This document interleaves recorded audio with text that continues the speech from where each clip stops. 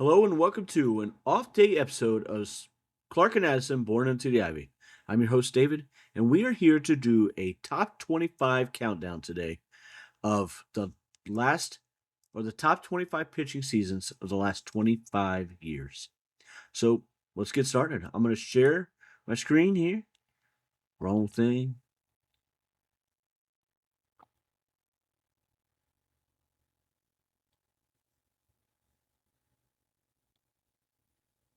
I tried to get the layout set up right away, but it didn't want to. So top 25 pitching seasons of the last 25 years. So since 2001. Number 25 on the list was Ted Lilly, who had a 3.8 WAR with a 3.83 ERA. I'm sorry. This is from the 2007 season when the team went 85-77. His FIP, which is fielding independent pitching, is 4.16, so a little bit higher than the ERA, obviously. 207 innings, which doesn't happen much anymore. 15-8 overall, 34 games. He had a 7.57 K per nine and only walked 2.39 batters. His whip, which is walks per hits and innings pitched, was 1.14 with the Sierra of 4.07. Just a really good, solid season. There was quite a few different seasons that I went back and forth about, probably about 6 or 7 from 22. I could have gone down to 28, 29. So I really kind of struggled with them. I voted on them. I have my wife helped me, my buddy Jason helped me, and my nephew Peyton, who is a big Cub fan, he helped me out with it as well. So um, on number 24 from 2011 season, Sean Marshall, one of the few relief pitching seasons on this list. He was absolutely dominating, and that's without even being the closer. He had a 2.6 WAR that season with a 2.26 ERA, a FIP of 1.86, 75 and two-thirds innings in 78 games. He went 6-6 with 5 saves. He struck out 9.4 per 9 and walked 2.02. His whip was 1.1 and his Sierra was 2.19. The team, however, did not have a great season at 71-91, and Marshall was traded soon after all this. He was absolutely dominating and electric, though, man. Number 23 on the list from 2006 season, Carlos Zambrano. The team was terrible, even worse than in 2011, but bounced back the next year. Big Z, the team was 66-96. Big Z had a 3.9 WAR, though, 3.41 ERA. His FIP was 4.14, and the Sierra was 4.39. Both those things kind of indicate that he probably ran into a little bit of luck, but he also pitched 214 innings, went 16-7 in 33 games, had an 8.83 ERA, and a 4.84 walks per nine, which is pretty high. But I think that probably plays into the little bit of luck part of that. His whip was 1.29, also a bit high, but Big Z, he was very underrated. He never had like the top-notch seasons that Kerry did, Kerry Wood or Mark Pryor, but he was much more consistent for a longer time than either of those guys throughout his time with the Cubs.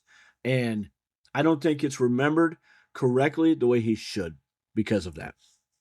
Um, Number 22 on this list was from 2024, Shota Imanaga, a 3.1 WAR, 2.91 ERA, 3.72 FIP, and a 3.5 Sierra, also indicating that he had some luck involved in that season. 173 and a third innings, 29 total games, went 15-3 though.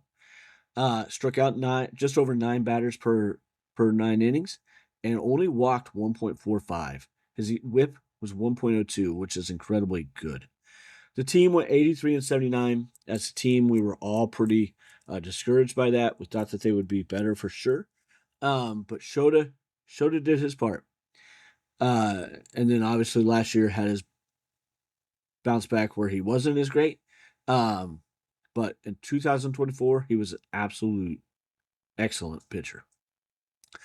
From 2019, number 21 on the list is Kyle Hendricks with a 4.1 WAR, 3.46 ERA, and a 3.61 FIP.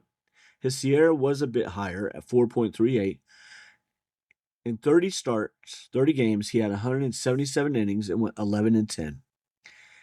Kyle has never struck out a ton of batters, but he's always limited the walks. He only walked 1.63 in 9, struck out 7.63, which is pretty solid for him. And his whip was a bit higher than I would have thought for that season at 1.13. Team went 84-78 in 2019, which was obviously very disappointing for what we expected with that team.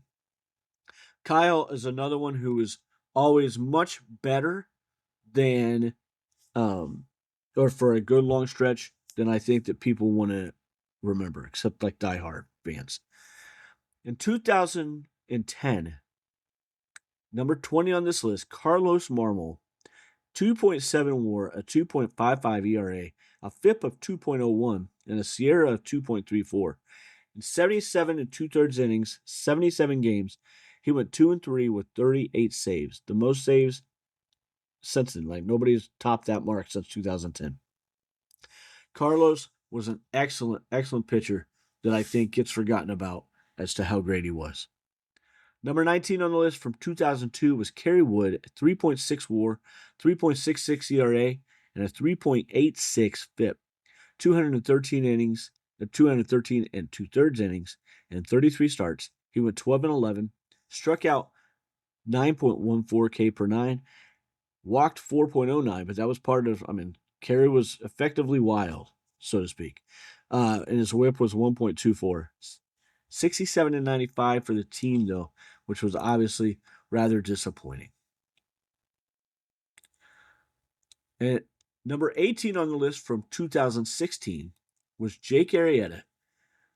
Jake had a 3.5 WAR, a 3.10 ERA, and a 3.52 FIP. His SIERA was a bit higher at 3.94. In 31 games, he had 197 and a third innings, 18-8 record, though. He struck out 8.67, walked 3.47, and had a whip of 1.08. SIERA was 3.94. The team in 2016, obviously, we all know that was the season, boys and girls. They went 103-58, won the championship and the World Series. So, an excellent season. Not Jake's best season by any means. You'll see a couple more of his seasons later on. Number 17 was 2001 version of Kerry Wood with a 3.9 WAR. In 28 games, he had 174 and a third innings pitched, a 3.36 ERA, and a 3.51 FIP. SIERA didn't exist at that point. So, it started in 2002. Kerry struck out an amazing 11.2 batters per 9 innings that season. He did walk 4.75 batters, though, too, with a whip of 1.26. Number 16 on the list from 2001 was John Lieber with a 4.4 WAR in 34 starts. He had 232 and a third innings, an ERA of 3.8, FIP 3.79. The team went 88-74. Obviously, Lieber and Wood, same season. Both pitchers led that team to a very good record that just barely missed the playoffs, unfortunately. But a very good 1-2 punch between those guys. John never struck out a ton of batters. He only had 5.73 that year, but he never walked batters either. He didn't put a whole lot of batters on, was only just over 1.5 walks per 9 innings. And number 15 in 2005 was Carlos Zambrano. He had a 4.2 WAR with a 3.26 ERA, 3.7 FIP with a SIERA of 3.71, so pretty similar in those categories. In 33 starts, he had 223 and a third innings. He went 14-6, struck out just over 8 batters, walked almost 3.5, a whip of 1.5. The team, again, did not do great at 79-83. Number 14 on the list In the 2003 season, Kerry Wood, with a 4.2 WAR and 32 starts, went 211 innings, 14 and 11, which I don't think indicates exactly how his Kerry was really great that season. He struck out 11.35 batters, led the league with that per nine, had a 4.27 walk per nine, and then the whip at 1.19, which was excellent for Kerry at that time. His FIP and Sierra were a bit higher than ERA, but not by much. So at least the Sierra wasn't by much. Kerry, it was an excellent season for him, in which he helped lead the team to a playoff berth, along with Big Z, who we'll talk about in a minute. In 2002, though, Matt Clement is number 13 on this list with a 4.7 WAR for a very bad 67 and 95 Cubs team. The ERA was 3.56, a FIP at 3.34, and a Sierra at 3.43. 205 innings and 32 starts. He was 12 and 11, but struck out 9.44 batters per 9 innings and walked 3.73 with a 1.2 whip. Big Z, again, the third time on this list for this guy, at number 12 in 2003, had a 4.7 WAR, 3.11 ERA, and a 3.47 FIP. In 32 starts, he had 214 innings, 13-11, and you see the rest. I'm not going to keep going through all that all the time, but you see how dominating he was for the team that year. I went past number 11 for Carlos Zambrano, his fourth time on the list, boys and girls. In 2004, he had a 4.7 WAR again, an ERA that was so much better at 2.75, a FIP at 3.57, and Sierra at 3.93. He went 16 and 8 that year in 31 starts and 209 and 2/3 innings. The team was even better than in 2003, but they just missed the playoffs at 89 and 73. Number 10 on the list is Mr. Ryan Dempster at 4.8 WAR in 2008. He helped lead the team to a playoff berth at 97 and 64, 2.96 ERA, 3.41 whip, a 3.8 Sierra, 17 and 6. Doesn't strike out a ton, but was very, very good with it. Walked a few more batters than he would like, but he helped manage that quite a bit. It was Ryan's probably career year that year. Number 9 on the list, 2020, Yu Darvish. So these numbers are going to look a little smaller, but if you remember, there was only 60 games in the 2020 season. Yu Darvish started 12 games, so he went to the rubber every time he was asked to. Had a 2.01 ERA, a FIP of 2.23, and a Sierra 3.14. He went 8-3, led the league in wins, struck out 11 batters, only walked 1.66 per 9 inning, had a whip of 0.96. The team went 34 and 26, won the division, and made the playoffs. Number 8 is Matt Garza. In the 2011 season, the team went 71 and 91, but Matt Garza had a 4.7 WAR. In 31 starts, 198 innings, he went 10 and 10 with a 3.32 ERA and a FIP of 2.95 and a Sierra 3.31. Number 7 on the list is Justin Steele from the 2023 season. He had a 4.8 WAR, broke out as a stud for the current rotation, went 16 and 5 that year in 30 starts, 173 and a third innings, struck out 9.14 batters, but walked less than 2 per 9 innings. Justin was absolutely amazing. If he can stay healthy, I can't wait to watch what he continues to do in his career. Number 6 on the list was John Lester's first year with the team. The Cubs went 97 and 65, did not win the division, but did make the wild card. He had a 4.9 WAR, went 11 and 12 in 32 starts for 205 innings. If you remember right, John Lester started out a little shaky early on in that season, but he really settled down and had some really great numbers for the season. Absolutely dominated, just like we all love and want to see. Number 5, we're down to the top 5 now, boys and girls. Number 5 was Kyle Hendricks from 2016 super season. He had a 4.2 WAR as the team went 103-58, as we all know. His ERA was a dominating 2.13. His FIP and Sierra are indicators of the fact that he just doesn't strike out a ton. That was a high for him, 8 Ks per 9. But I think that that's part of that. He also allowed a lot of contact, but he didn't allow a whole lot of hard contact. He went 16-8, 190 innings. Just a great, great season for Kyle Hendricks. I'm not going to go up all the way with these yet because I want to hide the top 2.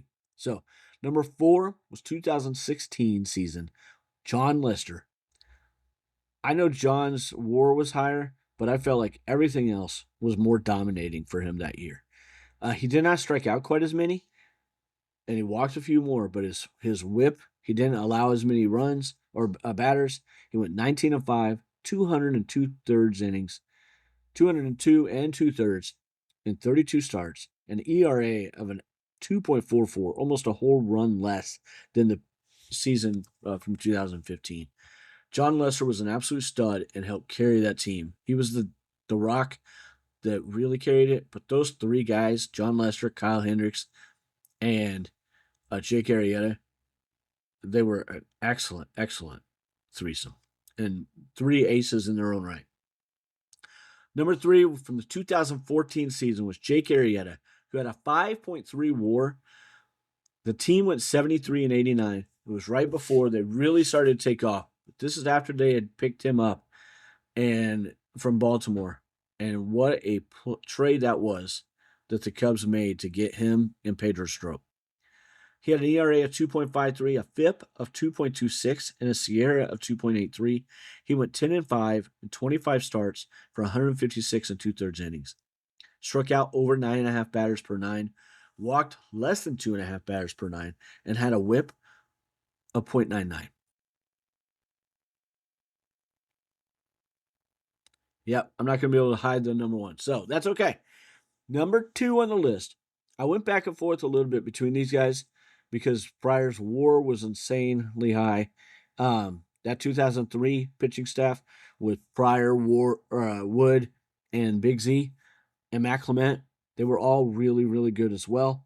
But Mark Pryor was by far the stud of that, for that season at least.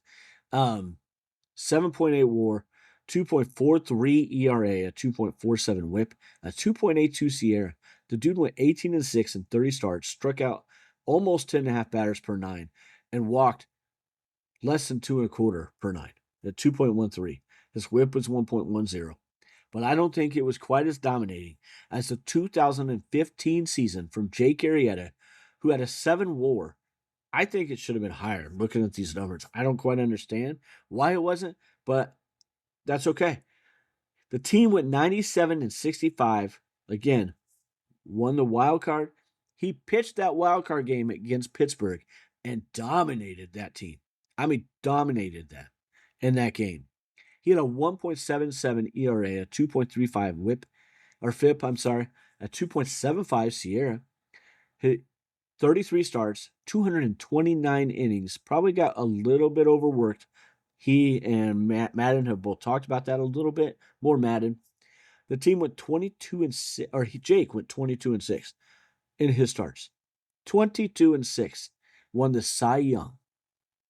The last Cub to win the Cy Young, and the only one since Greg Maddux before he signed with the Braves. Had a 9.28 K per 9. Wasn't quite as great there, but his walks were even better by almost a quarter at 1.89. His whip was an insane 0.86, and that didn't lead the league. Zach Greinke had a lower whip than he did. That was crazy to me. And same with the ERA. Zach Greinke had a lower ERA than 1.77. Jake Arrieta had an absolutely record-breaking, dominating second half in 2015 and was absolutely incredible. Threw a no-hitter, threw 116, or 16. Absolutely amazing, Jake Arrieta. That was by far the top season, and I would say it's probably going to be one of the best seasons in the whole history of the Cubs. That's something that I will probably look at some point again. But I enjoyed doing it for the last 25 years and breaking that down. Uh, I hope that you enjoyed this. Please leave some comments. Tell me where you think I messed up with my rankings. Should Pryor have been number one instead of Jake? I really don't think so, but I'm interested in hearing if anybody thinks so. So, everybody have a great day, and let's go Cubs.